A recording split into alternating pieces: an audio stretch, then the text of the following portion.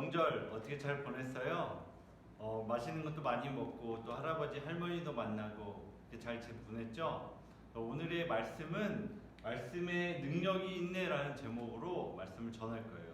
요한복음 1장 1절의 말씀이에요. 요한복음 1장 1절의 말씀, 아주 짧은 구절이니까 우리 함께 다 같이 한번 읽어볼까요? 준비 시작. 태초에 말씀이 계셨습니다. 그 말씀은 하나님과 함께 계셨는데 그 말씀은 곧 하나님이셨습니다. 아멘. 오늘 기도하고 오늘 말씀 드릴게요. 자, 기도할게요. 하나님 감사합니다. 명절을 잘 보내게 하여 주시고 또 우리가 이렇게 또 모여 함께 예배 드리게 하여 주심을 감사합니다. 오늘 예배 드릴 때 하나님 그 말씀에 능력이 있음을 우리가 깨닫는 시간 되게 하여 주시고 그 말씀을 더욱더 사랑할 수 있는 우리 친구들이 될 수 있도록 주님 도와주시옵소서. 이 모든 말씀 사임하신 예수 그리스도의 이름으로 기도하였습니다. 아멘. 오늘 지난주에 전도사님 했던 이야기 기억나나요? 무슨 얘기 했었죠? 행복을 누리기 위한 조건이 있다라는 얘기를 했었어요. 첫 번째는 죄를 멀리하는 삶을 살아야 된다라고 이야기를 했어요. 그리고 두 번째는 뭐였죠? 하나님의 말씀과 하나 되는 삶을 살아야 된다라고 이야기를 했어요. 그러면서 전도사님이 이렇게 얘기했죠. 복을 받은 사람의 그 삶을 비유했을 때 시냇가에 심겨진 나무와 같은 삶이다라고 이야기를 했어요.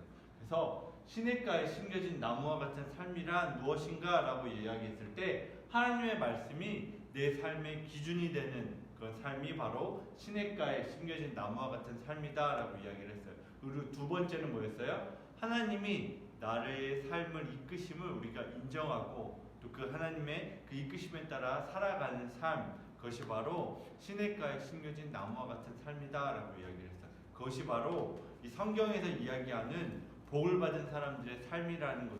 이 세상은 누가 만드셨을까요? 이렇게 아름다운 지구와 또 우주와 모든 것들, 우리가 살고 있는 이 모든 것들을 누가 만드셨죠? 바로 하나님이 만드셨죠? 맞아요. 하나님이 이 세상을 만드셨어요. 그래서 하나님이 만드셨는데 총 6일에 걸쳐서 이 세상을 창조하셨다라고 되어져 있어요. 그래서 첫째 날에 무엇이 있었죠? 첫째 날에 바로 빛이 있었어요. 그래서 뭐라고 이야기했어요? 빛이 있으라라고 이야기를 하니까 어떻게 돼요? 빛이 있었어요. 둘째 날이 돼서 어떻게 했어요? 하늘에 있으라라고 이야기를 하셨어요. 그래서 하늘이 생겨났어요. 셋째 날에는 어떻게 돼요? 땅과 바다를 하나님이 있어라라고 이야기를 하셔서 땅과 바다가 생겼어요. 넷째 날에는 어때요? 해, 달, 별을 만드셨어요. 해와 달과 별아 있어라 라고 하시니까 해, 달, 별이 생겨났어요. 그리고 다섯째 날은 어떻게 돼요? 하늘을 나는 새와 또 바다에 물에 사는 물고기들을 만드셨어요. 그것 또한 하나님께서 새와 물고기야 있어라 라고 이야기를 하시니까 그 모든 것이 만들어졌어요. 그리고 여섯째 날은 어떻게 됐을까요? 여섯째 날은 동물과 사람을 만드셨어요. 그리고 나서 어떻게 해요? 동물과 사람아 있어라 라고 이야기를 하니까 사람이 생겼어요. 하나님의 형상을 닮은 사람도 이 여섯째 날에 만들어진 거죠. 자, 그럼 하나님께서 이 세상을 어떻게 만드셨다라고 공통적으로 나온 게 뭐였어요? 클레이로 막 손으로 만드셨을까요? 예수님 하나님이? 아니면 레고블록처럼 착착착착 쌓아서 만드셨을까요? 맞아요. 그렇지 않아요. 창세기, 하나님께서 세상을 창조했던 이야기가 나온 창세기 1장을 보면 이렇게 말씀이 나옵니다. 그때 하나님께서 말씀하셨습니다 라고 이야기를 해요. 그런데 이 말씀하셨습니다 라는 이야기가 몇 번이나 나올까요? 총 10번이나 나와요. 그래서 하나님께서는 이 말씀으로 세상을 창조하셨어요. 빛이 있어라 하니까 어떻게 해요? 빛이 생겨났어요. 바다야 있어라 하니까 어떻게 해요? 바다가 생겼어요. 해, 달, 별아 있어라 라고 하니까 어떻게 해요? 해, 달, 별이 생겨났어요. 그리고 땅에 사는 짐승들과 또 새와 공중에 사는 새와 또 물고기들이 있어라 라고 하니까 그 모든 것들이 하나님이 말씀하시자마자 그 모든 것들이 생겨나기 시작했던 거예요. 이처럼 무슨 얘기냐면 하나님의 말씀은 능력이 있다라고 하는 것을 우리에게 이야기해주고 있어요. 하나님의 말씀은 능력이 있어요. 그래서 말씀하시자마자 이 모든 것들이 만들어지고 창조되어졌던 거예요. 근데 오늘 우리가 함께 읽었던 요한복음 1장 1절의 말씀을 보면 이렇게 되어 있어요. 태초에 말씀이 계셨습니다. 그 말씀은 하나님과 함께 계셨는데 그 말씀은 곧 하나님이십니다 라고 이야기를 했어요. 자, 하나님의 아들이신 예수님을 바로 이 말씀이다 라고 이야기를 해주고 있는 거예요. 자, 그러면 하나님의 말씀에 능력이 있습니다 라는 것 알겠어요. 하나님이 말씀하시자마자 그 모든 것들이 창조되었어요. 그러면 예수님은 어떠셨을까요? 예수님이 하신 말씀에도 그 능력이 있었을까요? 우리 함께 그것들을 살펴봤으면 좋겠어요. 우리 친구들이 잘 아는 이야기, 예수님이 그 제자들과 함께 갈릴리 바다를 지나고 있었어요. 그때 어떠한 일이 있었죠? 바람이 엄청 불고 그런 걸로 인해서 파도가 넘실넘실하면서 배가 가라앉을 것 같았어요. 그 제자들이 엄청 불안해하면서 어떡하지 하고 있을 때 예수님은 그 밑에서 자고 계셨어요. 그랬을 때 예수님이 뭐라고 하셨죠? 바다와 바람에게 대해서 이렇게 얘기를 하셨어요. 조용히 하여라, 잠잠하여라. 그러자 어떻게 됐을까요? 바람이 멈추고 호수가 잔잔해졌다라고 이야기해요. 그러니까 예수님이 말씀하시자마자 어떻게 해요? 이 바다와 바람이 잠잠해지고 조용해졌던 거예요. 자, 하나님이 만드셨던 그 바다와 바람, 그것들이 하나님의 그 말씀이, 그 예수님이 말씀하시자마자 그 음성을 듣고 어떻게 해요? 잠잠해졌다라는 거예요. 이것처럼 예수님의 말씀에도 능력이 있음을 우리가 알 수 있어요. 이 사건만 있었을까요? 베데스다 연못이라는 곳이 있었어요. 그 베데스다 연못에는 전설이 있었죠. 우리 친구들 한번 얘기했었던 적이 있는데, 이 오명 천사가 내려와서 여기에 물을 건드렸을 때 어떻게 해요? 제일 먼저 이 베데스다 연못에 들어간 사람이 그가 가지고 있던 병이 깨끗이 낫는다라는 그런 말이 있었어요. 그래서 많은 사람들이 베데스다 연못에서 기다리고 있었어요. 근데 예수님이 이 베데스다 연못에 가셨을 때 38년 된 병자가 있었어요. 이 38년 된 병자는 38년 동안 아파서 어떻게 해요? 움직일 수도 없어요.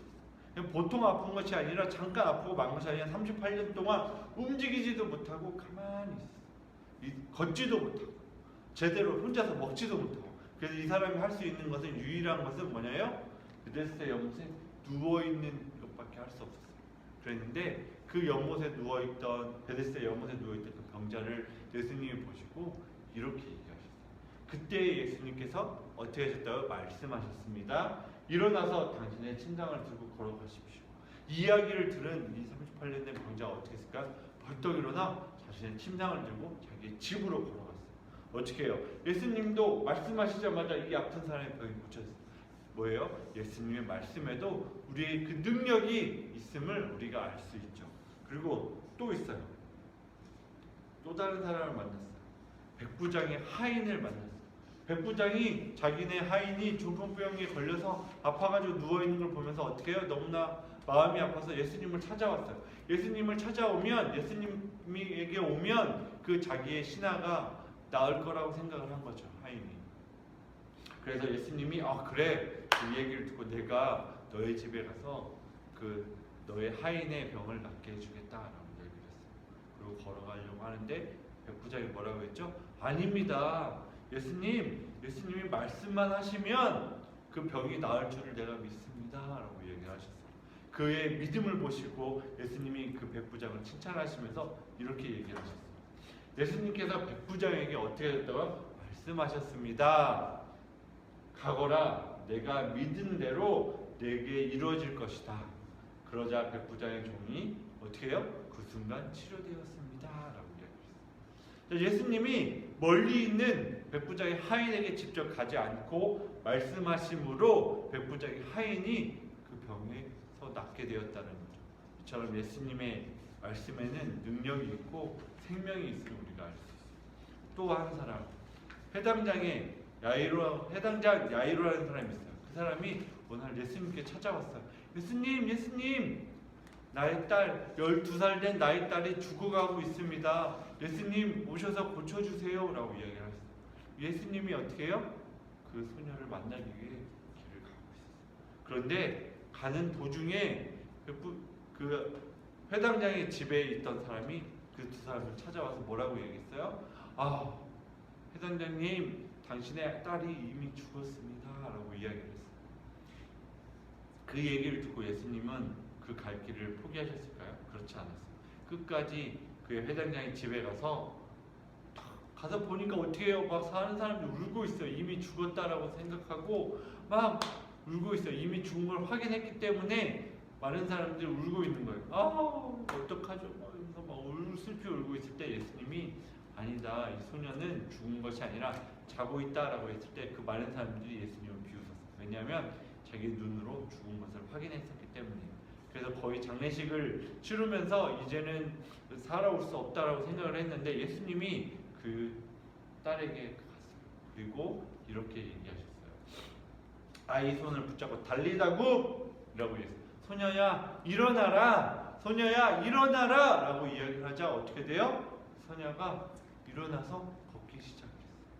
예수님의 그 말씀에는 사람의 고친 능력이 있고 또 하나님의 말씀에는, 예수님의 말씀에는 이렇게 소녀의 삶을 다시 한번 살게 해줄 능력, 생명이 있음을 우리에게 보여주고 있어요. 이처럼 예수님의 말씀에도 능력이 있고 생명이 있어요. 그런데 또 한 가지 사건이 있어요. 우리 친구들 얼마 전에 이야기를 나눴죠. 자, 우리 친구들 기억나요? 나사로, 예수님이 너무나 사랑했던 그 나사로가 죽었어요. 그리고 나서 며칠이 지났어요? 하루, 이틀, 3일, 4일이나 됐어요. 그래서 돌무덤에 갇힌 지 4일이나 됐어요. 그래서 어떻게 돼요? 4일이나 지나니까 냄새가 썩은 내가 나기 시작을 했어요. 그런데 예수님은 그 돌무덤 앞에 가서 뭐라고 얘기했어요? 나사로야 일어나라, 나사로야 걸어라 라고 했어요. 이 말씀하신 후에 큰 소리로 말씀하셨어요. 나사로야 나오너라. 뭐라고 하셨다고요? 큰 소리로 말씀하셨어요. 나사로야 나오너라 라고 하니까 나사로가 어떻게 해요? 군대를 감춰 걸어 나왔어요. 그리고 군대를 풀고 놓아주어라 라고 얘기하셨어요. 이처럼 예수님의 그 말씀에도 이렇게 사람을 살리는 능력이 있음을 우리에게 알려주고 있는 거예요. 예수님이 말씀하시자 어떻게 돼요? 다른 사람들은 나사로를 위해서 울어주는 것밖에 할 수 없었어요. 하지만 예수님은 나사로에게 이야기하셨어요. 나사로야 일어나라 라고 이야기를 하시니 어떻게 돼요? 나사로가 일어났어요. 죽은 나사로가 바로 살아난 거죠. 이처럼 하나님의 말씀에는 능력이 있어요. 그리고 생명이 있음을 우리가 알 수 있어요. 그리고 뭐라고 했어요? 태초에 하나님의 말씀이 계셨다라고 하셨는데 그 말씀은 바로 예수님을 이야기한다라고 했죠. 예수님의 말씀에도 능력이 있고 생명이 있어요. 왜냐하면 예수님은 바로 하나님이시거든요. 그래서 하나님의 말씀하시는 것은 바로 예수님의 말씀하시는 것은 바로 능력이 있고 생명이 있어요. 그리고 예수님의 말씀은 바로 하나님의 말씀이라는 거예요. 그래서 우리 친구들이 잘 아는 찬양 중에 생명 주께 있네, 능력 주께 있네, 이 찬양 알죠? 이 가사처럼 생명이 주님께 있습니다, 능력이 주님께 있습니다, 소망이 주님께 있습니다 라고 고백할 수 있는 우리 초등부 친구들이 됐으면 좋겠어요. 그런데 아니 그러면 그 예수님의 말씀이 능력이 있는 거 알겠습니다. 그럼 예수님의 말씀을 직접 들은 그 당시의 사람들만 그 하나님의 능력과 하나님의 생명과 하나님이 주시는 소망을 얻을 수 있는 거 아닌가요? 라고 생각할 수 있겠죠. 그렇지 않아요. 하나님께서는 우리를 어떻게 하셔요? 너무나 사랑하셔요. 그래서 우리에게 선물을 주셨어요. 하나님의 능력이 있고 하나님의 생명이 있고 하나님의 소망이 있는 그 하나님의 말씀을 우리에게 성경이라는 것으로 우리에게 선물을 주셨어요. 그렇기 때문에 우리가 성경을 읽을 때 어떻게 돼요? 하나님의 능력을 알 수 있고 하나님께서 주시는 그 소망을 우리가 경험할 수 있고 하나님께서 주시는 그 생명을 우리가 느낄 수가 있는 거예요. 그래서 우리 친구들이 이 성경책을 소중히 여겼으면 좋겠어요. 그래서 우리가 이것을 느낄 수 있으려면 어떻게 돼요? 성경을 펴서 읽어야 돼요. 이걸 가지고만 있다고 해서 하나님의 생명과 능력과 소망이 우리에게 오는 것이 아니에요. 우리가 매일매일 성경을 펴서 하나님의 그 말씀을 읽을 때에 이 성경에 기록되어 있는 그 하나님의 말씀, 그 예수님의 말씀을 통해 어떻게 돼요? 내 안에 생명이 있고 내 안에 하나님의 능력이 있고 내 안에 하나님의 그 소망이 계속해서 일어나는 것을 우리가 경험할 수 있어요. 그래서 우리 친구들이 매일매일 하나님의 생명과 능력과 그 소망을 경험할 수 있도록 이 성경을 늘 가까이 하고 읽을 수 있었으면 좋겠어요. 그리고 무엇보다 이 성경을 사랑하고 하나님의 말씀을 사랑하는 우리 초등부 친구들이 되었으면 좋겠어요. 알겠죠? 우리 함께 기도하도록 하겠습니다.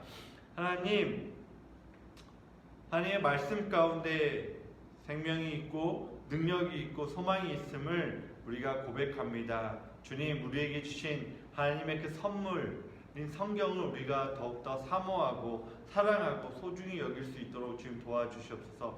무엇보다 우리가 날마다 이 성경을 읽으며 하나님의 말씀에 더욱더 가까이 하고 또 죄를 멀리하고 하나님의 말씀과 하나 되는 삶을 살아갈 수 있도록 주님 도와주시옵소서. 이 모든 말씀 사임하신 예수 그리스도의 이름으로 기도하였습니다. 아멘. 우리 친구들 한 주간 하나님의 말씀인 성경을 더욱더 가까이 할 수 있는 우리 친구들이 되기를 소망해요. 다음 주에 다시 만나요.